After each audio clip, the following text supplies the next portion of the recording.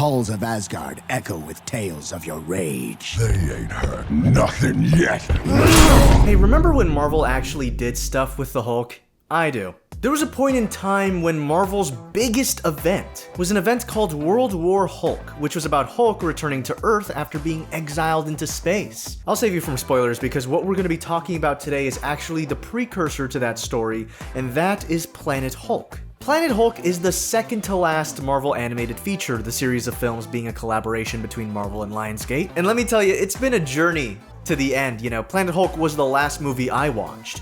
I never watched Thor Tales of Asgard, which is, the last movie they made. And I remember Planet Hulk being extremely good as a little kid. Maybe it's not as good, but it's still good today. Who knows, I guess we'll find out. Welcome back to Browntable, where we just can't stop talking about the Hulk for some reason. It's kind of crazy. I still remember how I felt finding out that Thor Ragnarok was going to adapt elements of Planet Hulk and maybe World War Hulk, who knows, And it just didn't do it. It just didn't do a good job. It was fine, but you'll see, I'll talk about this movie and you'll see how cool it should have been.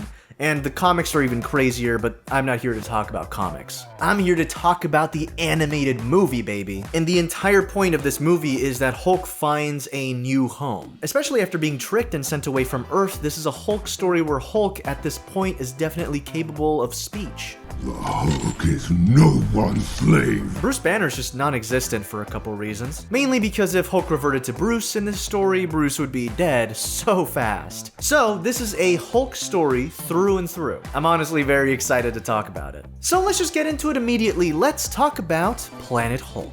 Scratch that, reverse it. This video is sponsored. This video is sponsored by Factor. Y'all, I've been trying to get in shape recently, just trying to, stay more fit, and a huge part of staying healthy is actually eating right.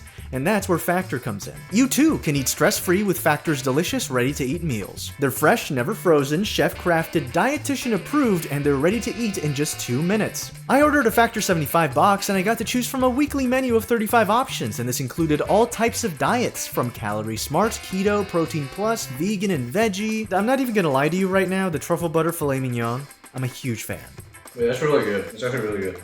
Okay, dude, I'm actually gonna eat now. They also have smoothies and juices, whoa, there's so much that they offer. Even better, Factor offsets 100% of delivery emissions and sources 100% renewable electricity for their production sites and offices. They're awesome, and it'd be pretty awesome if you took advantage of this exclusive offer right now. 50% off your first Factor box and 20% off your next 4 boxes using my link. Click the link in the description or scan the QR code with your phone. Thank you so much, Factor, for sponsoring today's video. So just friggin' immediately, we start with the Hulk's POV and we deadass see the Illuminati, and this means Black Bolt, Mr. Friggin' Fantastic, Doctor Strange, and Iron Man. And the character designs by Phil Barassa look extremely similar to the ones by Frank Poir, which include Doctor Strange and another character I'm not gonna reveal yet. So it feels like this movie takes place in the Marvel Animated Features universe a bit. And Iron Man is voiced by Mark Wooden, which makes it feel like it's Ultimate Avengers Iron Man, which technically is also Heroes of Tomorrow Iron Man.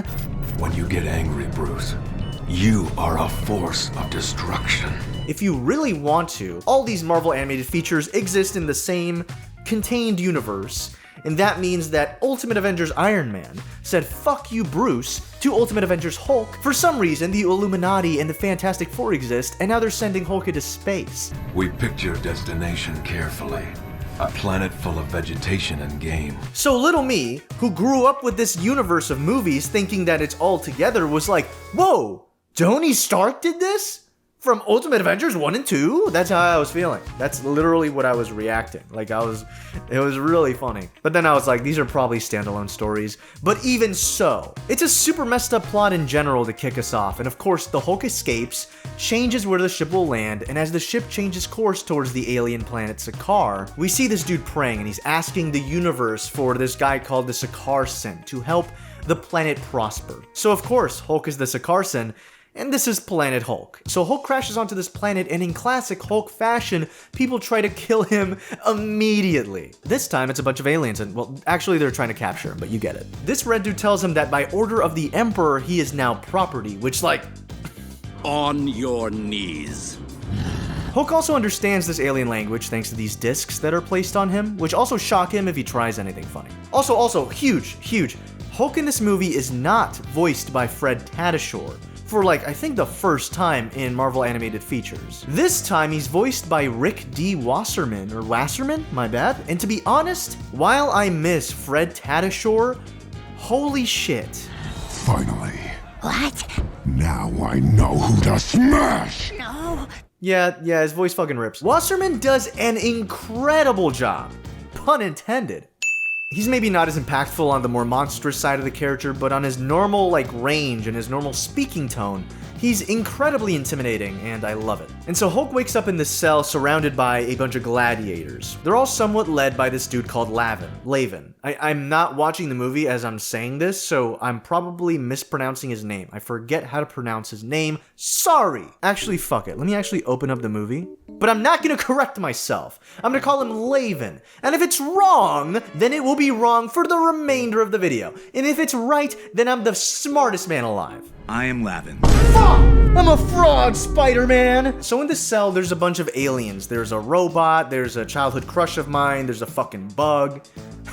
But he's actually like low-key one of my favorite characters. Meek, the fucking larva dude from Thor Ragnarok. Yeah, he's an actual character. Did you know that? And last but not least, we get Korg. And this is the real Korg. Not fucking, I'm sorry, man. I just, I wanna, sorry. Listen, Korg in this movie is voiced by Kevin Michael Richardson. Dude, incredible, impeccable casting. They are my brothers. Can you imagine how awesome it would be to have like Love and Thunder, but have it be Kevin Michael Richardson Korg fighting alongside Thor? Dude, what are we doing? I'm still pressed, bro. Listen, man, I'm over Love and Thunder. It's been a really long time, but this reminded me of that. There are connections with this movie that remind me of Love and Thunder, and of course, I will take any chance I get to shit on Love and Thunder. Anyways, I don't think I have to prove Taika Waititi's filmmaking abilities. He's made good movies before, so let's just move on from this tangent. Korg in this movie is friggin' awesome. The majority of the cast gets a backstory. We understand all of them in straight up no time at all. It's great. But before we can get to that, it's time to smash, baby. Okay, you know I wrote that without really thinking of how that would sound. Actually, Hulk says Hulk smash like all the time, actually. Do you think when he gets down to business that Bruce Banner says Hulk smash? So like 6 minutes in, it's go time. They're in the Coliseum, they have to fight for this so-called Red King's entertainment, and it's to the death. And here's the dope part, they have to fight Kronins. Korg is a Kronin. You immediately have this emotional weight in the fight. So Korg's like, no, dude, I don't want to kill these guys, bro. It's me, it's your Oomphy, you know? But like, obviously they're not gonna listen. And also these dumbass bugs die. Yeah, that's like way more brutal than I remember it being. Also, where is Hulk during all of this? He's just fucking off. Dude's trying to get the hell out of there. He's like, this is not my beef, you know, you don't want no beef, you know? It's crazy. And by taking no part and ignoring the fight, Laven, the dude that was like the only guy making sense, immediately gets stabbed and dies. That makes Korg go beast mode, and he immediately just starts killing all of the Kronins. At the same time, you know, it's a bummer because it's like killing your own kind. I guess that's like the thing that's really fucked up, and it's his friends. That being said, they were brainwashed, so I guess it's kind of like they're dead mentally already. You know, but it's still a bummer. At this point, Meek lets the Hulk know who the Red King is, and it's this red Lex Luthor looking guy. And shit can never be easy, okay? Because, you know, they won, but immediately after, they have to fucking fight Cthulhu. And Cthulhu fucking immediately kills this robot guy. You know, the team is starting to drop and nump. Hold on, is that Star-Lord? Peter, what the fuck are you doing here? Are you entertained? Fuck you, Chris Pratt. Eat my ass, Chris Pratt. At this point in time, by the way, Hulk is like, fuck. Oh, man. I have to go and fucking do something again, you know? That's my best Hulk impression. It's not, but like, you know, why would I try? I'm just having fun, man. And he kills it in like 5 seconds. Like, dude, nobody had to die. And the funniest shit is that Lex Luthor's like, No, you didn't. You didn't kill it. No, you didn't. You didn't win. You didn't win. And he just gets enough LexCorp robot and starts fighting the Hulk. You can't even give him the dub, dude. And before the Hulk can even do anything to the Red King, he's stopped by his bouncer, his guard, his super powerful shadow, Kyra. Now, Kyra follows his ass because when they were, she follows the Red King's ass. Because when they were little, the Red King saved what was left of her village after it was swarmed by these things called spikes, which are these bugs that, like, when they get into your skin, they just burrow deep in there, basically like Alien or some shit. But instead of becoming a chest burster, they just burst out of whatever, your entire body. You just become like a zombie. And it's really fucked up. It's really sad. So once Kyra beats Hulk's ass, Hulk is friggin' just pissed back at their cell.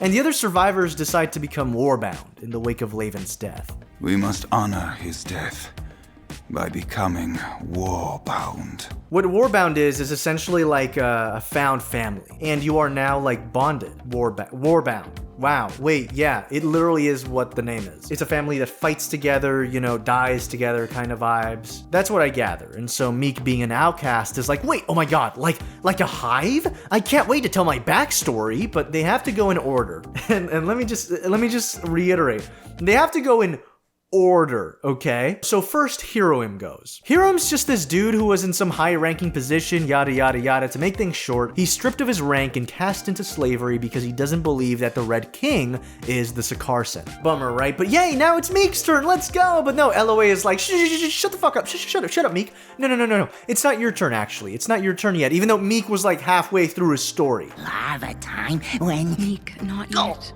You know, now it's Korg's turn. But what?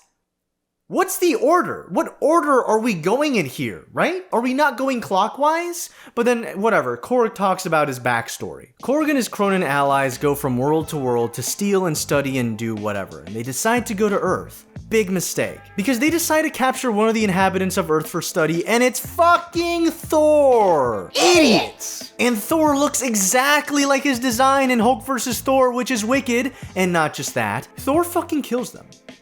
He like slaughters them, actually.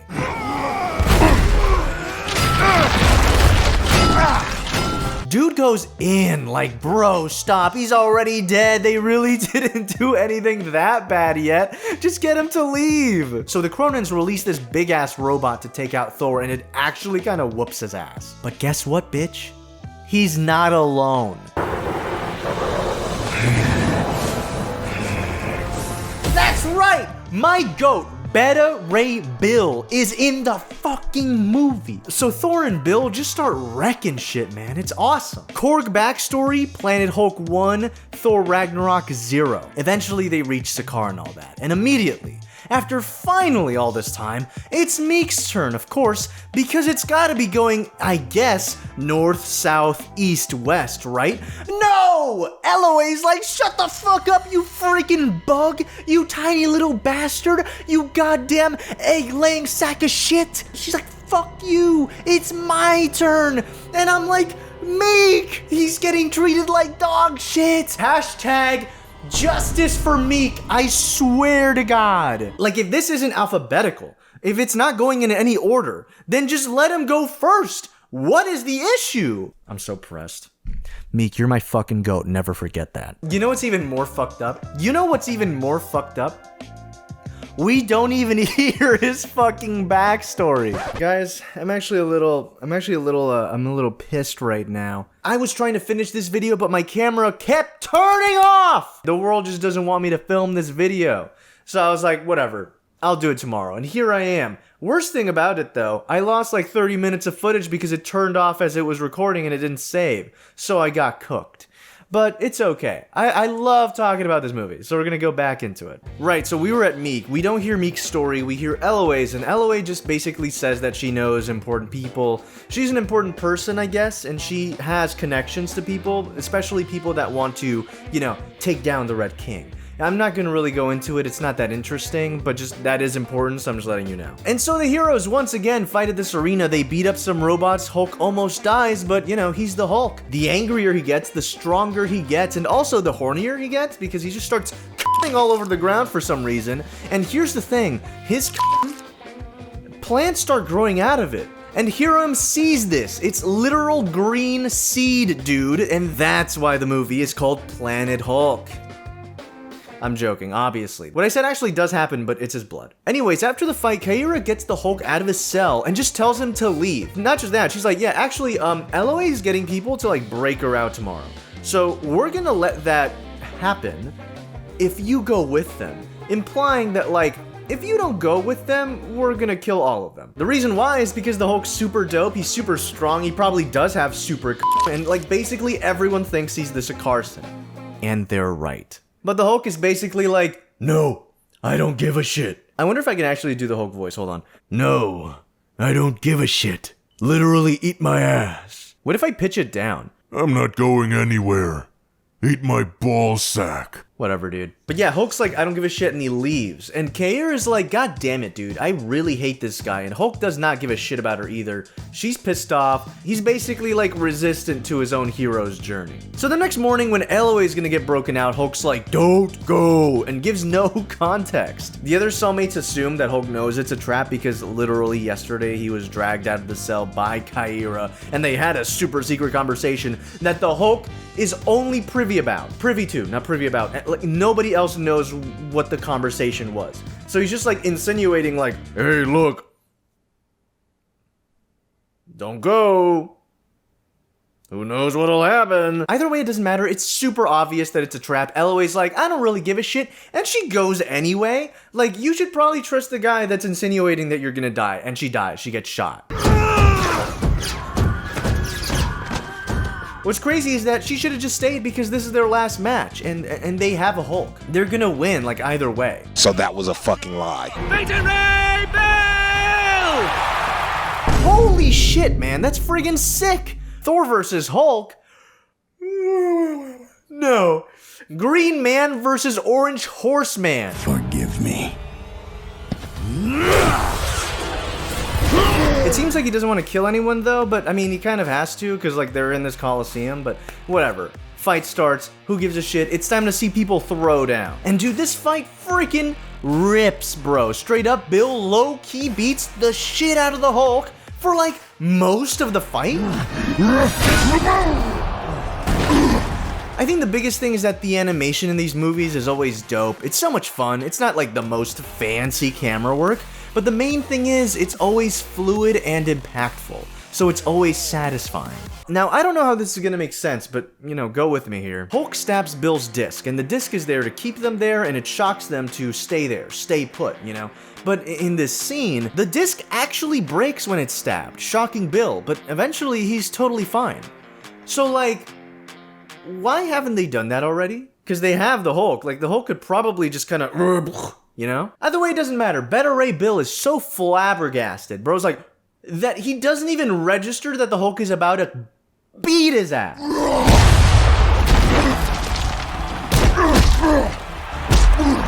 Hulk starts beating the shit out of Beta Ray Bill.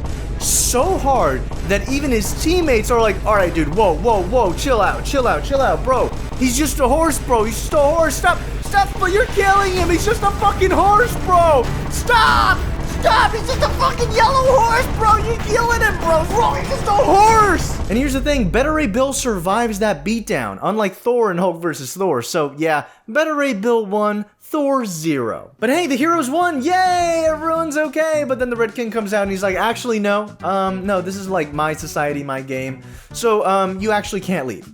I need you to do one more thing for me. Which is like fucked up, man. It's so messed up. It's like they won, you know? And the thing they have to do is kill Eloy. She's not dead. She got captured. Like, what do? You say, no, I'm not gonna do this last thing. What is he gonna say? All right, go back to the cage? Like, I mean, probably, right? And it's messed up because it's like, that's the thing with this movie. Most of these characters that are fighting in these gladiatorial arenas are people that go against this kingdom, this domain this king has created for himself. And they've rebelled against this, and because of their rebellion, they've now been sentenced to this punishment. And even if they escape this punishment, if they escape this torture, and they win, their reward is to just go back to the society that's run by this egomaniac, and it's like, great.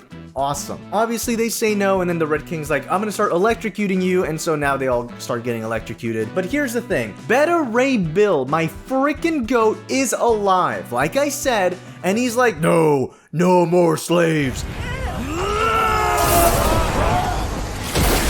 Freeing everybody with his electricity like a freaking goat. Or should I say, like a horse. That was a joke I came up on the spot. That was awesome. You can't say that wasn't awesome. No more slaves! Just free people! Freedom! And so once everyone's freed, Beta Ray Bill's like, Hulk, you wanna get out of here? You wanna go back to Earth? And then the Hulk's like, Earth? More like dirt. obviously, that makes sense. He wants to stay in Sakaar because the Earth literally shot him to space. Dude, they don't want him. I wouldn't fucking want him. Does that make me fucked up? Maybe. But dude, come on. I'm sorry, Bruce. I'm sorry. That was so toxic of me. Not as toxic as your blood is. No! Fucking got him! Your blood is radioactive! Ugh. I'm on a fucking roll today. So the Hulk leaves and Kyra goes to freaking kill him. Even though I think, wasn't the whole point like for him to just get out of there? He's not going to kill the Red King. He literally dipped. He dipped, he bounced, he's out of there. Anyways, they fight, and this is supposed to be a sexy fight. I didn't just say that. That's what I'm assuming. Here's the thing. Okay, I'm gonna spoil the movie real quick. These two get together. I'm the biggest fan of romance. I'm a huge fan of romantic tension. I love that shit. I eat it up. There's just no real chemistry between these two. Like, the most I remember is that Kyra at one point, like, rubs Hulk's disc. You know, not like that. Not... She rubs Hulk's, like, disc on his chest, like the chest disc. And she's like, let me feel that, like, for, like, a split second. The most I can think of is that they maybe have, like, a physical attraction, but, like, that's it. Did I spit on my glasses? Sorry, it's just that them being together at the end is, like, crazy whiplash, dude. It's, like, literally a jump scare. It's nuts. Sorry. My friend's making Ace Attorney characters in The Sims. Anyways, they fight. Meanwhile, the rest of the cast is off being betrayed by this dude that LOA knows and trusts. Remember I said that LOA, like, knows people and has connections? Yeah, so she trusts another person and that person's a bad guy. Actually, maybe this is karma. Justice for Meek. And then out of nowhere, randomly, spikes start attacking the city that the main cast is in, and I think we can really just assume the Red King has always controlled the spikes. And yeah, basically the plot is that the Red King sent the spikes as a child to find another child to be a second in command. This guy was destroying civilizations at the age of 8 years old. So like 90% of the city dies, including this child that Kyra is trying to save, and that also includes the Hulk. Yeah, the Hulk freaking dies in this movie. Basically what happened is that Marvel Lionsgate was evolving into Marvel Television. They really didn't want to continue making these movies, so they're like, we're not gonna do a World War Hulk, so we're gonna resolve this just in this movie, Planet Hulk. And it ends in this version with the Hulk dying. And so Kyra parades the Hulk's body and takes him to the Red King's castle, where he's gonna kill the entire cast. And once he kills them, the movie ends. That's how it ends. The movie, did you forget? Did you forget how the movie ended? They killed, I'm joking! Did you fall for it? Did you fall for it? You fell for it, didn't you? Nobody fell for it. I literally spoiled that Hulk and Kyra get together. But you thought about it for a second. You thought about, when I said the nostalgia, when I said, do you remember? You were like, hold on. Yeah, don't lie. You were like, hold on. You probably didn't. I'm just stupid. Anyways, he beats the hell out of the Red King. Obviously, Kyra is good now because, yeah, the Red King killed her family. And once he's beaten, the Red King genuinely gets murdered, dude. So what happens is Kyra drops a spike into him. It burrows into his skin immediately, which is just so gross, and he runs away. And as he runs off, his robot army is right there. And what are they gonna see? That there's a spike monster in front of them. So they detect him and they burn him to death. It's so metal. So once again, the day is saved. Thank you, Hulk. Mwah. Actually, speaking of mwah. Anyways, forget the romance, because the goats, including my goat Meek, are there supporting the goat, the new ruler of Sakaar, the Hulk, the Sakaarson. That being said, I'm glad a World War Hulk movie didn't happen, because, like, it's kind of messed up at points, and Meek turns into a real asshole, and I mean, I doubt they would have adapted that, but, like, damn, you know? So, like, let's just leave it here. The Hulk pissed off into another planet, and, you know, he's having a great time. Everyone's happy. The end. And yeah, that was Planet Hulk. Honestly, a friggin' banger. The action's awesome. Beta Ray Bill is my goat. There are story beats that rip so freaking hard. I didn't talk about it, but Meek kills a guy at some point, and it's like a really nice character moment for him. It's a great time, and honestly, one of the better Marvel animated features movies. To me, it's like a top 3 contender, honestly. I'd have to like think about it, but it might be there. But now, listen up. There is only one Marvel animated feature left. That's right, just one. We went through all of them, and it's taken so long. And that last movie is Thor: Tales of Asgard, and I've never seen it, so I'm really excited to finally watch it. Thanks so much for watching the video. Make sure to check out Interstellar Ranger Commence. It's an animated series I'm making. If you want to support the channel and become a chair, a part of the Browntable if you will, then make sure to become a member. Remember to like and subscribe, and thank you so much for watching.